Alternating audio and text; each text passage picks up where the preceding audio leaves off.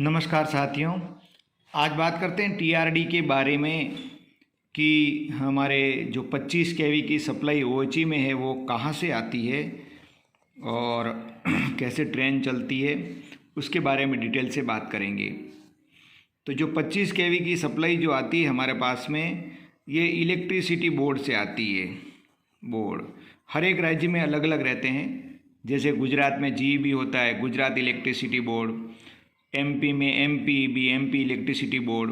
इसलिए हम इसको सिर्फ इलेक्ट्रिसिटी बोर्ड बोलेंगे, क्योंकि बिजली रेलवे नहीं बनाती है, बिजली जो है वो रेलवे खरीदती है इलेक्ट्रिसिटी बोर्ड से। तो कैसे आती है उसके बारे में जानेंगे। जहाँ भी बिजली बनती है, माना कि ये जो बिजली का स्टेशन है जहाँ से रेलवे को बिजली सप्लाई की जा रही है, वहाँ से 3 फेज़ निकलते हैं। जैसे आर, वाई और बी, 3 फेज़ निकलते हैं। अब क्या होता है, रेलवे के अलग अलग अपने अपने सब स्टेशन बने हुए हैं जिनको टीएसएस बोलते हैं। TSS, traction sub station. वहाँ पे ये जो है सप्लाई 2 फेज़ की आती है। जैसे यहाँ आर आ रहा है और दूसरा वाई आ रहा है। ये आर है और ये वाई है। तो 2 फेज़ की सप्लाई इस टीएसएस पर आती है। अब क्या होता है कि और भी टीएसएस बने होते हैं।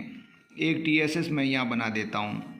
ये मैं जो बता रहा हूँ एकदम सिंपल डायग्राम है। यहाँ पे वाई और बी आ जाएगा, वाई और बी। तीसरा सब स्टेशन यहाँ बना देता हूँ। यहाँ पे कौन सा बाकी रह गया, आर और बी बाकी रह गया। ये आर को ले लेता हूँ, ये आर और ये बी।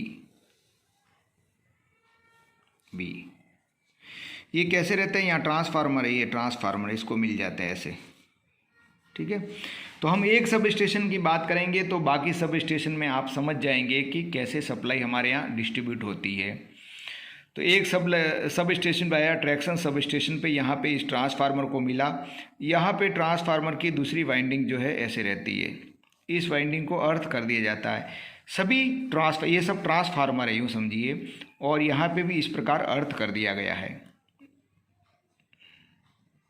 ये अर्थ कर दिया और ये सप्लाई निकल गई। ये अर्थ कर दिया और ये सप्लाई जो है निकल गई। ठीक है। तो ये जो एक सिरा है हमारे पास में ओएचई को जाता है। ये ओएचई लगी हुई है, यूँ समझो ये ओएचई है, ओएचई। ठीक है। अब क्या होता है कि ओएचई में ये सप्लाई चली गई। एक ही सब स्टेशन, यहाँ 2 फेज़ आ रहे थे और यहाँ से ओएचई में दे दिया एक सिरा सप्लाई का। हमारे पास सिंगल फेज़ की सप्लाई हमारे पास ओएचई में रहती है। तो आप बोलेंगे साहब ये सब स्टेशन काहे के लिए लगाए हैं। ये सब स्टेशन जो होते हैं, हर एक सब स्टेशन करीब करीब 40, 50, 60 किलोमीटर की, 40 से 60 किलोमीटर की दूरी पर ये सब स्टेशन होते हैं। यानी कि इस टीएसएस से इस टीएसएस, ये भी टीएसएस है, ये भी टीएसएस है, इससे इसकी दूरी जो है 40 से 60 किलोमीटर भौगोलिक परिस्थितियों को ध्यान में रखते हुए होती है। कहीं 40 किलोमीटर हो सकती है, कहीं 50 हो सकती है, कहीं 60 भी। इसका भी ऐसा ही है। हर एक जगह सब स्टेशन आगे से आगे चलते रहते हैं और वहाँ फेज़ों को चेंज करके सप्लाई चलती रहती है। एक ही फेज़ की सप्लाई लगातार नहीं जाती। अगर लगातार जाएगी तो उसी फेज़ पे लोड पड़ेगा, और जितना जितना ये वायर लंबा होता जाएगा, लाइन लंबी होती जाएगी, वोल्टेज ड्रॉप होते जाएंगे। इसके लिए चक्रीय क्रम में दिया जाता है इसकी सप्लाई को। ये बात आप इलेक्ट्रिसिटी के बारे में, ये बेसिक है इलेक्ट्रिसिटी का। जितना लंबा तार होगा उतना वोल्टेज ड्रॉप होता जाएगा लॉसेस के कारण। इसके लिए हर जगह अलग अलग टीएसएस बनाए जाते हैं ताकि हमको जो 25 केवी की सप्लाई, यहाँ 132 केवी है और यहाँ जो मिल रही है हमको 25 केवी सप्लाई मिल रही है। 132 केवी इनपुट है। ये जो बिजली बनता है ये जनरेटर है, जनरेशन जहाँ बिजली बनती है इलेक्ट्रिसिटी, ये वो चीज़ है। ठीक है। तो 25 केवी हमारे पास में मेंटेन रहे, इसके लिए अलग अलग सब स्टेशन बना के अलग अलग हम सप्लाई लेते हैं। अब क्या होता है कि ये इस सब स्टेशन से सप्लाई, हमने ये सब स्टेशन तो बनाए, इनसे सप्लाई लेवे कैसे है, तो तार जा रहा है। तो क्या करते हैं, 2 टीएसएस के बीच में एक न्यूट्रल सेक्शन बनाया जाता है। ये मैंने न्यूट्रल सेक्शन बना दिया है। तो न्यूट्रल सेक्शन में क्या होता है कि ये जो भाग है इसके बीच का, ये इंसुलेटेड एक वायर होता है, इंसुलेटेड रॉड कह सकते हैं। तो उसमें सप्लाई पास नहीं होती है। तो ये इसमें सप्लाई पास नहीं होती है तो इसको न्यूट्रल सेक्शन बोलते हैं, एनएस न्यूट्रल सेक्शन। ये कहीं कहीं 5.16 मीटर का भी होता है और आजकल 2.96 मीटर का भी होता है। जो लेटेस्ट है 2.96 मीटर का चल रहा है आजकल। तो ये होता है न्यूट्रल सेक्शन। अब क्या इन दोनों के बीच में भी एक न्यूट्रल सेक्शन, ये न्यूट्रल सेक्शन, ठीक है। अब क्या होता है न्यूट्रल सेक्शन में, यहाँ कितनी सप्लाई है 25 kV, यहाँ कितनी है 0, यहाँ 25 है और यहाँ 0। जब ट्रेन चलेगी पेंटोग्राम 25 kV से डायरेक्ट 0 पर जाएगा तो यहाँ हैवी फ्लैशिंग होगा। हैवी फ्लैशिंग होने के कारण ये OHE का तार भी मेल्ट हो सकता है या पेंटो का भी जो स्ट्रिप है वो भी डैमेज हो सकती है, वियरिंग स्ट्रिप।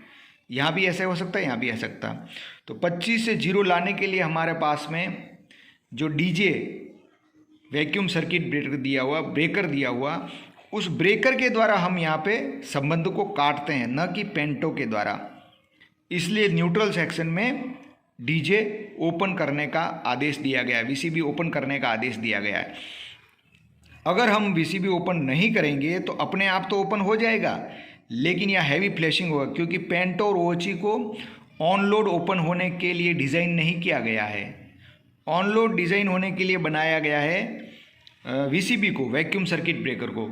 तो उसके द्वारा ही हमें संबंध काटना और उसके द्वारा ही संबंध को जोड़ना होता है। इसलिए यहाँ पर हमेशा डीजे ओपन करना बहुत ज़रूरी होता है। यहाँ भी डीजे ओपन करेंगे, यहाँ भी डीजे, इसके बाद में जो भी TSS आएगा वहाँ भी डीजे ओपन करेंगे। तो इस प्रकार हम कह सकते हैं कि इलेक्ट्रिसिटी बोर्ड से 132 kV की सप्लाई कैसे आती है और कैसे हमारे सब स्टेशन में पहुंचती है, और वहां से 132 से 25 kV कैसे बनती है और OHE को कैसे मिलती है, न्यूट्रल सेक्शन क्यों लगाया गया है और न्यूट्रल सेक्शन में डीजे ओपन करना क्यों ज़रूरी है, इन सभी बातों को मैंने बताने की कोशिश की है। ये जो डायग्राम बना एकदम बहुत ही सिंपल से सिंपल डायग्राम है। इस सब स्टेशन के अंदर कई प्रकार की रिले, कई प्रकार के MCB, जिसको बोलते हैं transformer, voltage transformer, current transfer, CT, PT, बहुत सारे ब्रेकर, आइसोलेटर बहुत सारे लगे होते हैं। और TSS पे ये मैंने जैसे एक ट्रांसफार्मर बताया, तो हर TSS पे 2-2 ट्रांसफार्मर रहते हैं। 2 इसलिए रहते हैं कि एक ट्रांसफार्मर कभी ख़राब हो जाए तो तुरंत आइसोलेटर के द्वारा दूसरे ट्रांसफार्मर पे इस लोड को ट्रांसफ़र कर दिया जाता है और सप्लाई चालू रहती है। कभी कभी क्या होता है, ये TSS के ऊपर दोनों ट्रांसफार्मर फेल हो जाए या फूंक जाए, यूँ कह दो जल जाए, तो इस सब स्टेशन से भी आगे इसको कैरी फॉरवर्ड लाइन को किया जा सकता है। ये सारा अरेंजमेंट OHE यानी कि TRD विभाग के द्वारा किया जाता है, जिसके अंदर बहुत सारी बातें होती है। ये तो मैंने एकदम एक संक्षिप्त से भी संक्षिप्त में बताया है कि इस प्रकार डिस्ट्रीब्यूट होता है। तो अगर ये वीडियो आपको पसंद आया हो जानकारी, तो कमेंट करके अवश्य लिखें। और मेरी एक खबरी ऐप भी है ऑडियो की, जिस पे भी मेरा चैनल बना हुआ है इसी नाम से, तो उसका लिंक भी मैं इस के वीडियो के डिस्क्रिप्शन में डाल दूंगा। तो खबरी ऐप को भी आप फॉलो कीजिए। वहाँ मैं ऐसे अच्छे ऑडियो भेजता हूँ जो आपके लिए जीवन के लिए बहुत ही लाभदायक होते हैं, और वो ऑडियो इधर नहीं मिलते हैं। तो धन्यवाद दोस्तों।